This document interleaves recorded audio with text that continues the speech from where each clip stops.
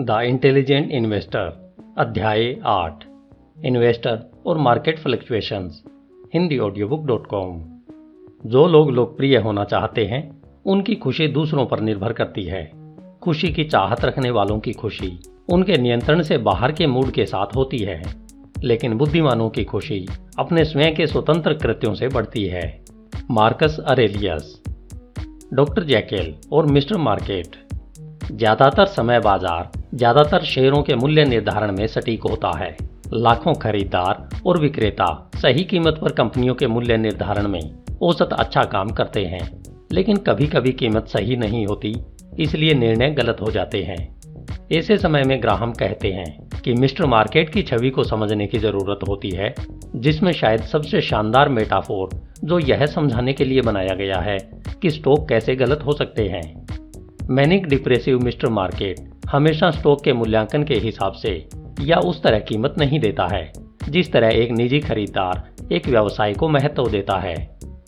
इसके बजाय जब स्टॉक बढ़ रहा होता है तो वह खुशी से अपने उद्देश्य मूल्य यानी ऑब्जेक्टिव वैल्यू से अधिक भुगतान करता है, और जब स्टॉक नीचे गिर रहा होता है तो वह उन्हें उनके वास्तविक मूल्य यानी ट्रू वर्थ से कम के लिए डंप करने के लिए बेताब रहता है। क्या मिस्टर मार्केट अभी भी आसपास है? क्या वह अभी भी द्विध्रुवीय है? तुम शर्त लगा लो, वह है। 17 मार्च 2000 को इंकटमी कॉरपोरेशन के शेयर ने $231.625 का नया हाई लेवल छुआ। चूंकि वे पहली बार जून 1998 में बाजार में आए थे, इसलिए इंटरनेट सर्च सॉफ्टवेयर कंपनी के शेयरों में लगभग 1900% की वृद्धि हुई थी। दिसंबर 1999 के बाद के कुछ हफ्तों में स्टॉक लगभग 3 गुना हो गया था। इंकटमी में ऐसा क्या चल रहा था जो कारोबार को इतना मूल्यवान बना रहा था? उत्तर लगभग स्पष्ट था, अभूतपूर्व रूप से तेज विकास। दिसंबर 1999 में समाप्त होने वाली तिमाही में इंकटमी ने उत्पादों और सेवाओं की $36 मिलियन की बिक्री की। इसने पूरे वर्ष 1998 की समाप्ति तक इससे अधिक बिक्री की। यदि इंकटमी पिछले 12 महीनों की विकास दर को केवल 5 और वर्षों तक बनाए रख सकता तो इसका रेवेन्यू प्रति माह $36 मिलियन एक तिमाही से $5 बिलियन तक विस्फोटक होता। इस दृष्टि से इस तरह की वृद्धि से शेयर तेजी से ऊपर चला गया जितना दूर उसे जाना निश्चित था। लेकिन इंकटमी के स्टॉक के साथ अपने इस प्रेम संबंध में मिस्टर मार्केट अपने व्यवसाय के बारे में कुछ अनदेखी कर रहा था। कंपनी बहुत सारा पैसा गंवा रही थी। इसने हालिया तिमाही में $6 मिलियन गंवाए, उससे पहले 12 महीनों में $24 मिलियन और उससे पहले वाले वर्ष में $24 मिलियन का नुकसान उठाया था। अपने पूरे कॉर्पोरेट जीवन काल में इंकटमी ने कभी भी अपने मुनाफे से पैसा नहीं कमाया था। फिर भी 1 मार्च 2000 को मिस्टर मार्केट ने कुल $25 बिलियन के एक छोटे व्यवसाय को महत्व दिया। और फिर मिस्टर मार्केट अचानक बुरे सपने की चपेट में आ गया। 30 सितंबर 2002 को $231.625 प्रति शेयर की ऊंची छलांग के ठीक 2.5 साल बाद इंकटमी का शेयर 25 सेंट पर बंद हुआ। कुल बाजार मूल्य $25 बिलियन से गिरकर $40 मिलियन से भी कम हो गया था। क्या इंकटमी का कारोबार खत्म हो गया था? हरगिज नहीं। पिछले 12 महीनों में कंपनी ने $113 मिलियन का रेवेन्यू अर्जित किया था। तो क्या बदल गया था? केवल मिस्टर मार्केट का मिजाज। 2000 की शुरुआत में निवेशक इंटरनेट पर इतने अनियंत्रित थे कि उन्होंने कंपनी के रेवेन्यू के 250 गुना इंकटमी के शेयरों की कीमत लगाई। अब हालांकि वे इसके रेवेन्यू का केवल 0.35 गुना भुगतान करेंगे। मिस्टर मार्केट ने डॉक्टर जैकेल से मिस्टर हाइक तक की यात्रा की थी और हर उस शेयर को बुरी तरह से रौंद दिया था जिसने उसे मूर्ख बनाया था। लेकिन मिस्टर मार्केट उनके इस गुस्से में जायज नहीं था जितना कि वह पहले उन्मादीपन में था। 23 दिसंबर 2002 को याहू इंक ने घोषणा की कि वह इंकटमी को $1.65 प्रति शेयर में खरीदेगा। 30 सितंबर को इंकटमी के स्टॉक मूल्य का लगभग 7 गुना हो गया था। इतिहास शायद यह दिखाएगा कि याहू ने मोल भाव किया था। जब मिस्टर मार्केट स्टॉक को इतना सस्ता कर देता है तो यह कोई आश्चर्य नहीं है कि पूरी कंपनियां उसके तहत सही खरीद लेती हैं। अपने लिए सोचें, क्या आप स्वेच्छा से एक सर्टिफिकेट धारी को सप्ताह में कम से कम 5 बार यह बताने के लिए अनुमति देंगे कि आपको ठीक उसी तरह महसूस करना चाहिए जिस तरह से वह महसूस करता है? क्या आप कभी इस बात के लिए सहमत होंगे कि वह सिर्फ इसलिए व्यर्थ है कि वह गलत है, या फिर इसलिए क्योंकि वह सोचता है कि आपको भी गलत होना चाहिए? बिल्कुल नहीं। आप अपने अनुभवों और अपने विश्वासों के आधार पर अपने स्वयं के भावनात्मक जीवन को नियंत्रित करने के अपने अधिकार पर जोर देते हैं। लेकिन जब उनके वित्तीय जीवन की बात आती है तो लाखों लोग मिस्टर मार्केट को बताते हैं कि उन्हें कैसे महसूस करना है और क्या करना है, इस तथ्य के बावजूद कि समय समय पर वह एक फ्रूट केक से अधिक पोषक तत्व प्राप्त कर सकते हैं। 1999 में जब मिस्टर मार्केट प्रसन्नता से चिल्ला रहा था कि अमेरिकी कर्मचारियों ने अपने 401 के सेवानिवृत्ति योजनाओं में औसतन 8.6% तनख्वाह का निर्देशन किया, साल 2002 के बाद मिस्टर मार्केट ने 3 साल के स्टॉक को कचरे के थैलों में रखकर खर्च किया, तब औसत योगदान दर लगभग 1/4 घटकर सिर्फ 7% रह गई। जितना सस्ता स्टॉक मिला उतने ही उत्सुक लोग उन्हें खरीदने के लिए तैयार हुए, क्योंकि वे अपने लिए सोचने के बजाय मिस्टर मार्केट की नकल कर रहे थे। बुद्धिमान निवेशक को पूरी तरह से मिस्टर मार्केट की उपेक्षा नहीं करनी चाहिए। इसके बजाय आपको उसके साथ व्यापार करना चाहिए, लेकिन केवल इस हद तक कि यह आपके हितों की सेवा करता रहे। मिस्टर मार्केट का काम आपको कीमतें प्रदान करना है। आपका काम यह तय करना है कि आपके लाभ या हानि को देखते हुए उचित खरीद बेच करना। आपको उसके साथ केवल इसलिए व्यापार नहीं करना है क्योंकि वह लगातार आपसे मांग करता रहता है। मिस्टर मार्केट को अपना मालिक होने से इनकार करके आप उसे अपने नौकर में बदल देते हैं। आखिरकार जब वह मूल्यों को नष्ट करता हुआ प्रतीत होता है तब भी वह उन्हें कहीं और पैदा कर रहा होता है। 1999 में विल्शियर 5000 इंडेक्स अमेरिकी स्टॉक प्रदर्शन का सबसे बड़ा माप था। टेक्नोलॉजी और टेलीकम्युनिकेशन शेयरों द्वारा संचालित 23.8%, लेकिन विल्शियर इंडेक्स में 7234 शेयरों में से 3743 शेयर औसत बढ़ने के बावजूद मूल्य में गिरावट आई, जबकि उन उच्च तकनीक और दूरसंचार शेयरों को एक रेस कार के हुड की तुलना में 1 अगस्त की दोपहर में गर्म किया गया था। हजारों पुरानी अर्थव्यवस्था के शेयर कीचड़ में जमे हुए थे, सस्ता और सस्ता हो रहा था। CMGI का स्टॉक इंक्यूबेटर या इंटर्न स्टार्टअप फर्मों के लिए होल्डिंग कंपनी 1999 में आश्चर्यजनक रूप से 939.9% हो गया। इसी बीच बर्कशायर हैथवे होल्डिंग कंपनी, जिसके माध्यम से ग्राहम के सबसे बड़े शिष्य वारेन बफेट, जो कोका कोला, जिलेट और वाशिंगटन पोस्ट कंपनी जैसे पुराने अर्थव्यवस्था के दिग्गजों के मालिक हैं, जो 24.9% तक गिर गए। लेकिन तब जैसा कि यह अक्सर होता है, बाजार में अचानक मूड स्विंग हुआ और 2002 के माध्यम से 1999 के सबसे खराब शेयर साल 2000 के सितारे बन गए। उन दो होल्डिंग कंपनियों के रूप में CMGI ने साल 2000 में 96%, 2001 में 70.9% और अभी भी 2000 में 39.8% अधिक, जिसने 99.3% का संचय मूल्य खो दिया। बर्कशायर हैथवे ने 2000 में 26.6% और 2001 में 6.5% की वृद्धि की। फिर 2002 में मामूली 3.8 का नुकसान हुआ और 30% का संचयी लाभ हुआ। क्या आप अपने खेल से आगे बढ़ सकते हैं?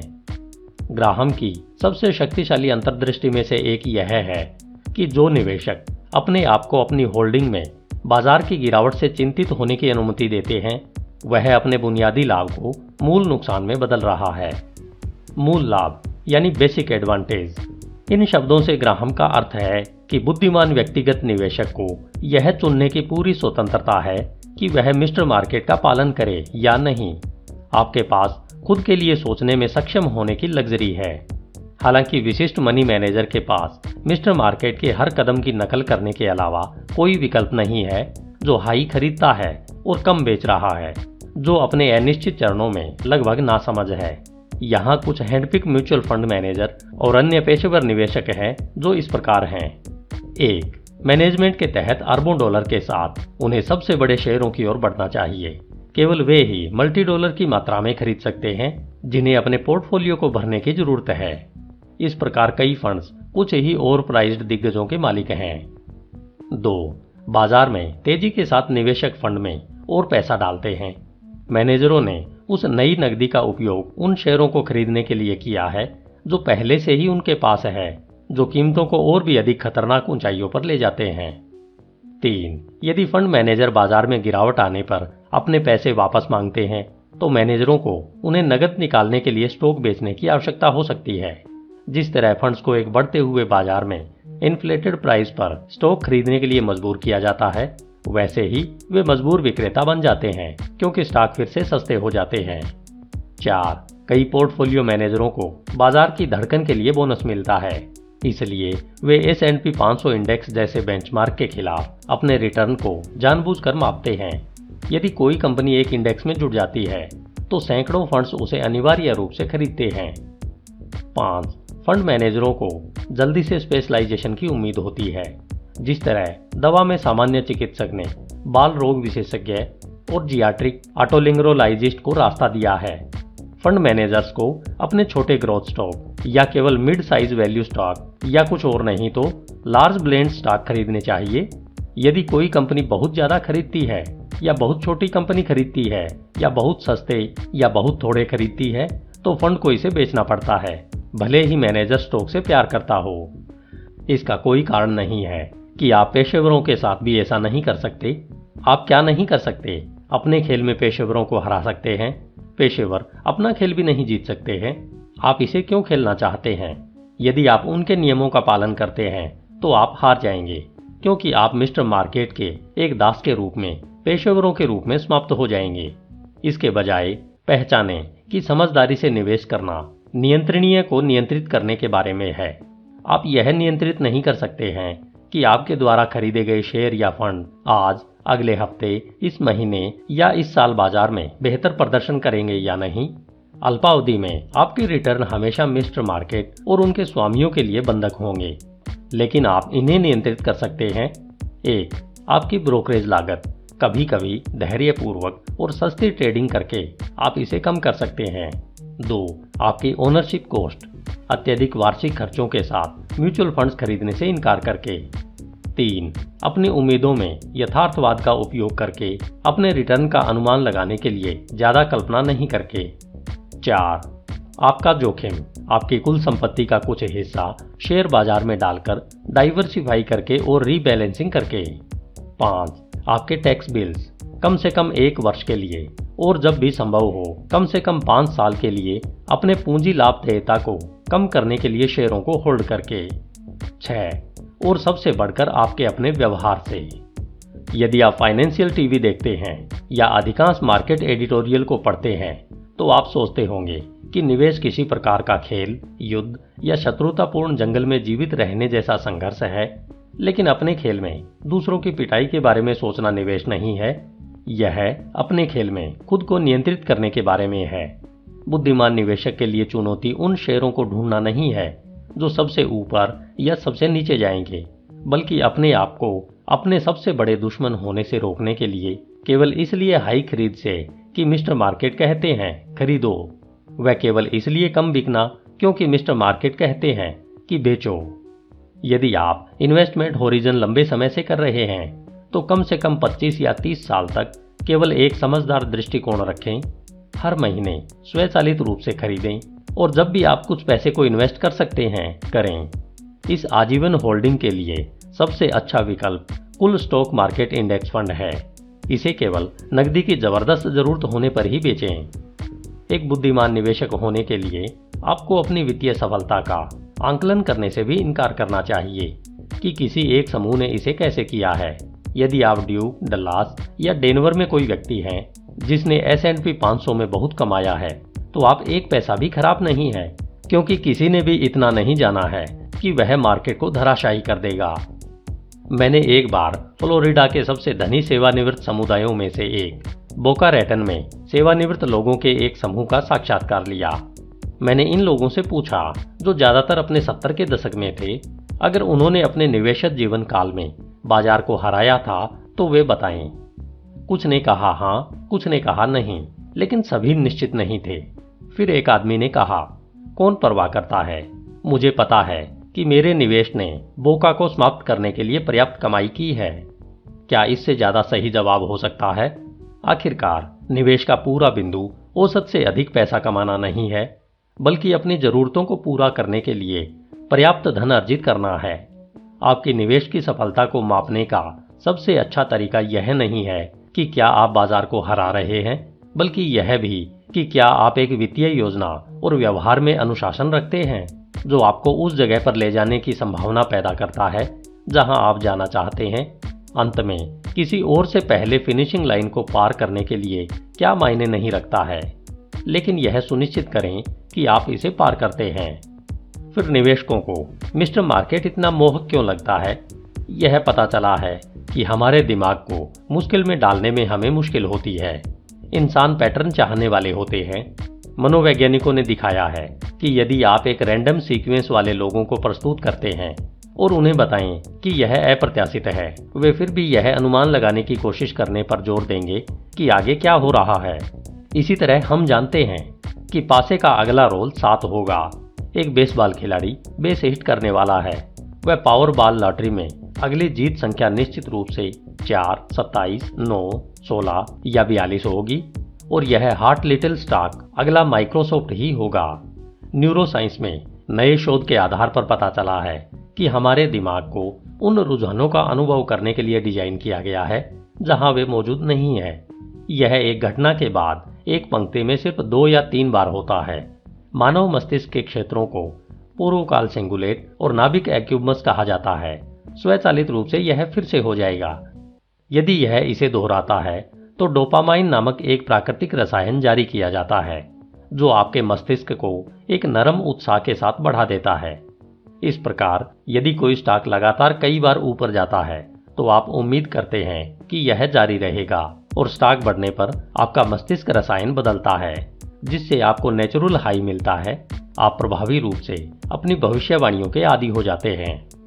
लेकिन जब स्टॉक गिरता है तो वित्तीय हानि आपके एमिगडाल को भड़काती है, मस्तिष्क का वह हिस्सा जो भय और चिंता पर प्रक्रिया करता है।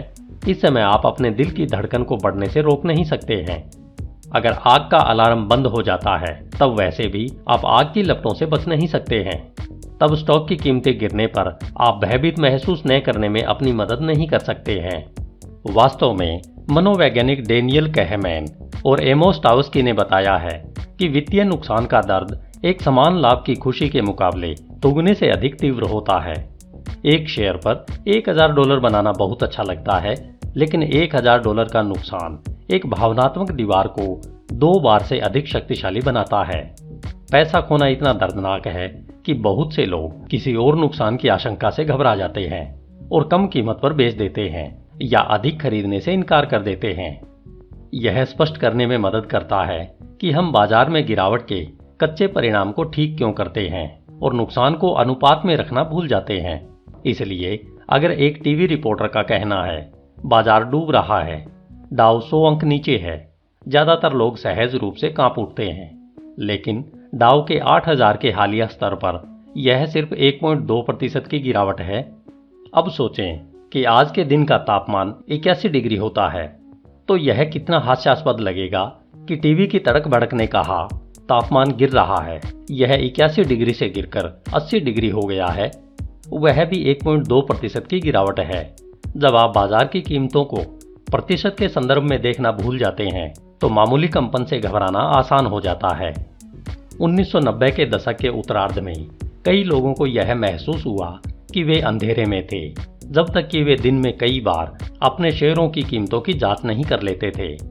लेकिन जैसा कि ग्राहम कहते हैं, यदि उनके शेयरों में कोई बाजार भाव नहीं था तो उनके लिए विशिष्ट निवेशक बनना बेहतर होगा, क्योंकि तब उन्हें मानसिक पीड़ा से बख्शा जाएगा जो अन्य व्यक्तियों की जजमेंट की गलतियों के कारण होता है।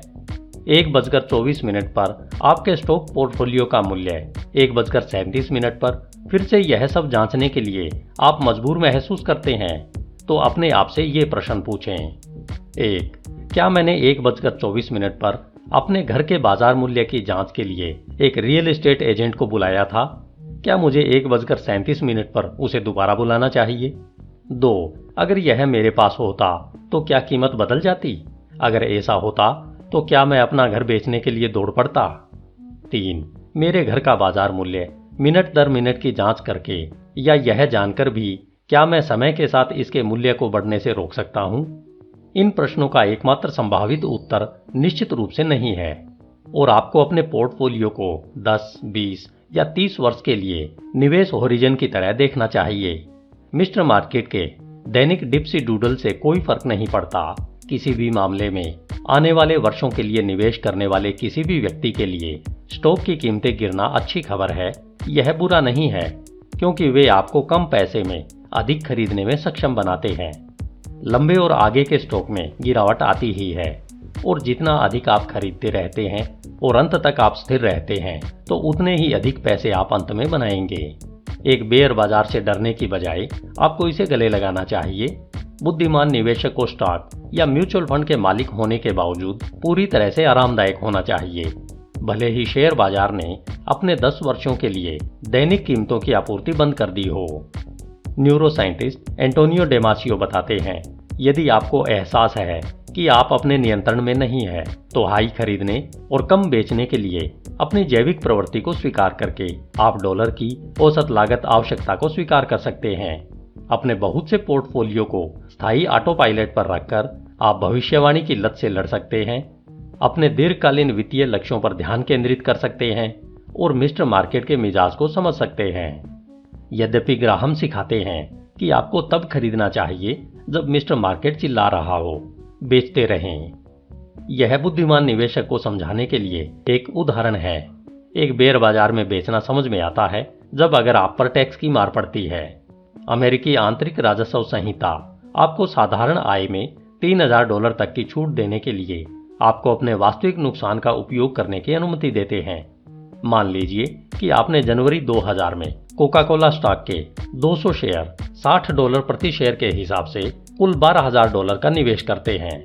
वर्ष 2002 के अंत तक स्टॉक $44 प्रति शेयर या आपके लॉट के लिए $8800 से नीचे था। तब आपका अनुमानित नुकसान $3200 हुआ। आप ऐसा कर सकते थे जो ज्यादातर लोग करते हैं, या तो अपने नुकसान के बारे में सचेत रहें, या इसे गलीचे के नीचे झाड़ू देने जैसा महसूस करें और दिखावा करें कि यह कभी हुआ ही नहीं। या आप इस पर नियंत्रण कर सकते थे।